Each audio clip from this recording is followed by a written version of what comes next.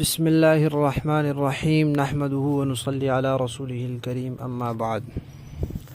الاحسان academy کے تجوید course کے چوتھے سبق کا عنوان ہے صفات۔ اس میں صفات کی تعریف یعنی صفت کا معنی کیا ہے اور صفت کا فائدہ کیا ہوتا ہے اور صفت کی چند اقسام بیان ہوں گی۔ سب سے پہلے ہے صفت کا معنی۔ تو صفت کہتے ہیں حالت اور کیفیت کو، یعنی جن کیفیتوں سے حروف ادا ہوتے ہیں ان کیفیتوں کو حروف کی صفات کہتے ہیں۔ حرف کبھی موٹا ادا ہوتا ہے کبھی باریک، تو یہ موٹا باریک ہونا حرف کی صفت ہے۔ حرف کبھی سختی سے ادا ہوتا ہے کبھی نرمی سے، تو یہ سختی اور نرمی یہ حروف کی صفت ہے۔ حرف جو ہے وہ کبھی اس کو حرکت دی جاتی ہے ادا کرتے وقت اور کبھی حرکت نہیں دی جاتی، تو یہ بھی حرف کی صفت ہے۔ کچھ حرف ایسے ہیں کہ ان کی ادائیگی کے وقت آواز منہ میں پھیل جاتی ہے، تو یہ آواز کا پھیلنا بھی حرف کی صفت ہے۔ یعنی جن کیفیتوں کے ساتھ جن حالتوں کے ساتھ حروف ادا ہوتے ہیں ان کو حروف کی صفات کہتے ہیں۔ بعض حروف کی ادائیگی کے وقت ناک میں آواز لے جاتے ہیں، بعض کی ادائیگی کے وقت نہیں لے جاتے، تو یہ ناک میں آواز لے جانا یہ بھی حرف کی صفت ہے۔ اب دوسری بات ہے کہ صفات کا فائدہ کیا ہے۔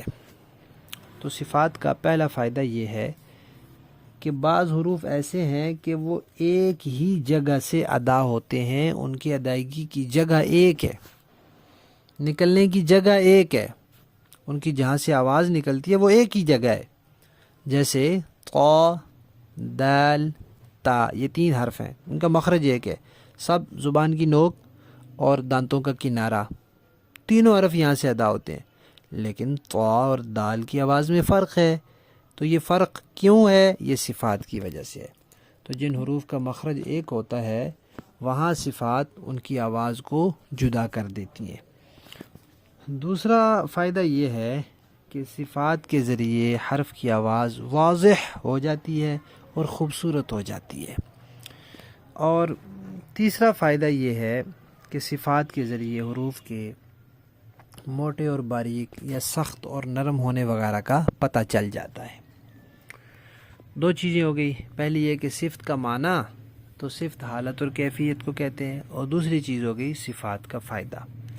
تیسری چیز ہے چند صفات کی چند قسمیں ہیں، ان میں سے ایک ہے لفظ اللہ کے لام کا قاعدہ، کہ لفظ اللہ جو ہے اس کے اندر جو لام ہوتا ہے اس لام کو کبھی موٹا پڑھا جاتا ہے کبھی باریک، تو یہ موٹا اور باریک ہونا اس کی صفت ہے۔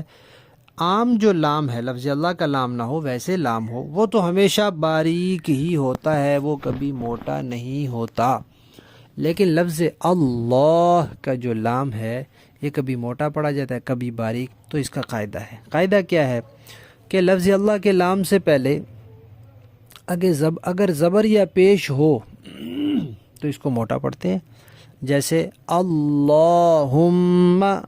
اب اللہم میں لفظ اللہ کے لام سے پہلے جو آپ اس کو الف کہہ لیں، عربی میں اس کو حمزہ کہتے ہیں، اس کے اوپر جو ہے وہ زبر ہے، تو اس زبر کی وجہ سے لفظ اللہ کا لام جو ہے یہ موٹا پڑا جا رہا ہے۔ اسی طرح رسول اللہ، لفظ اللہ سے پہلے لفظ رسول کا لام ہے اور اس کے اوپر پیش ہے، تو اس لیے لفظ اللہ موٹا پڑا جا رہا ہے، رسول اللہ۔ اچھا، اور اگر لفظ اللہ کے لام سے پہلے زیر ہو تو وہ باریک پڑا جاتا ہے، جیسے بسم اللہ، لفظ اللہ کے لام سے پہلے لفظ بسم ہے اور اس کی میم کے نیچے زیر ہے، تو زیر کی وجہ سے یہ باریک پڑا جا رہا ہے۔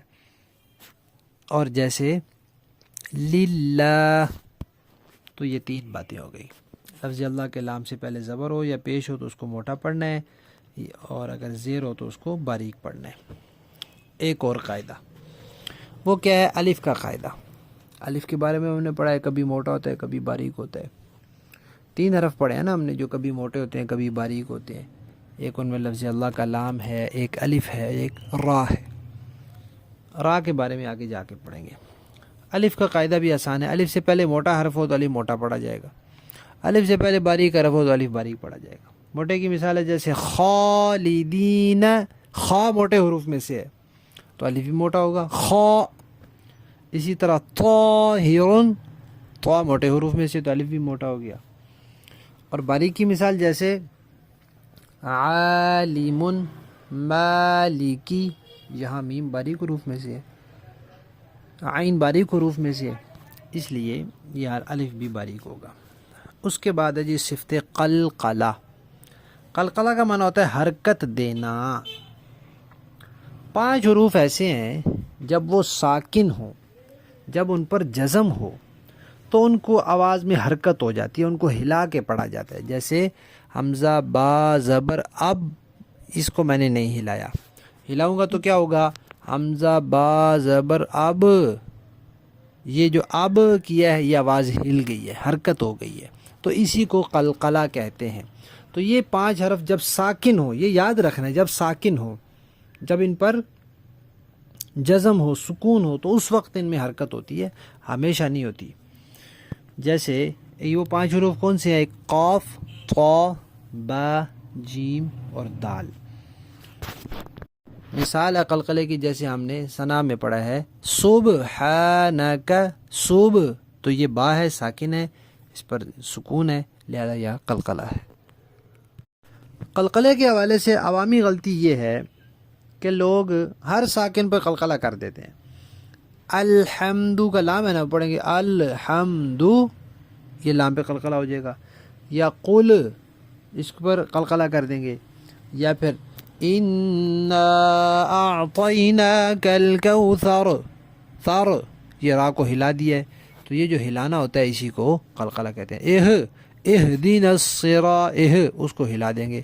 انعمت، ان، یہ نون کو ہلا دیا ہے، تو یہ ہر ساکن کو لوگ ہلا دیتے ہیں، تو یہ عوامی غلطی ہے جس سے بچنا چاہیے۔ آج کے سبق کی جو آخری صفت ہے، وہ قسم ہے، وہ ہے غنہ۔ غنہ کا مطلب ہے ناک میں آواز لے جانا۔ غنہ کہاں ہوتا ہے یہ آگے ہم پڑھیں گے انشاءاللہ۔ البتہ میم اور نون کے علاوہ کہیں غنہ نہیں ہوتا، اتنی بات پکی ہے کہ میم اور نون اس کے علاوہ کہیں غنہ نہیں ہوتا۔ عوامی غلطی کیا ہے کہ بلا وجہ لوگ ناک میں آواز لے جاتے ہیں، جیسے بسم اللہ الرحمن الرحیم، اس کو کیسے پڑھتے ہیں لوگ؟ رحیم، یا پڑھتے وقت بھی آواز ناک میں جا رہی ہوتی ہے۔ اسی طرح الحمد للہ رب العالمین، یا جب تک پڑھتے رہے ناک میں آواز نہیں گئی، جو ہی نون آیا ناک میں آواز چلی گئی۔ لیکن لوگ کیسے پڑھتے ہیں؟ عالمین، مین، یہ جو مین کرتے ہیں۔ اور بعض لوگ تو الف کے پڑھتے وقت مالک یوم الدین، سارا ناک میں پڑھ دیا، مالکی، یہ بھی یومی، یہ بھی ناک میں آواز ہے، کوئی زیادہ لے جاتا ہے، کوئی کم لے جاتا ہے، لیکن یہ بہت سے لوگوں کی عادت ہوتی ہے، اس سے بچنا چاہیے۔ جی بس ہمارا سبق تو اتنا ہے کہ صفت کا معنی، صفات کے فائدے، لفظ اللہ کے لام کا قاعدہ، الف کا قاعدہ، صفت قلقلہ، صفت غنہ، یہ ہمارا سبق ہے۔ آگے ایک صفحہ اور بھی ہے یہاں ہمارے اس میں، جس میں لکھا ہوا ہے غنّے کی اقسام۔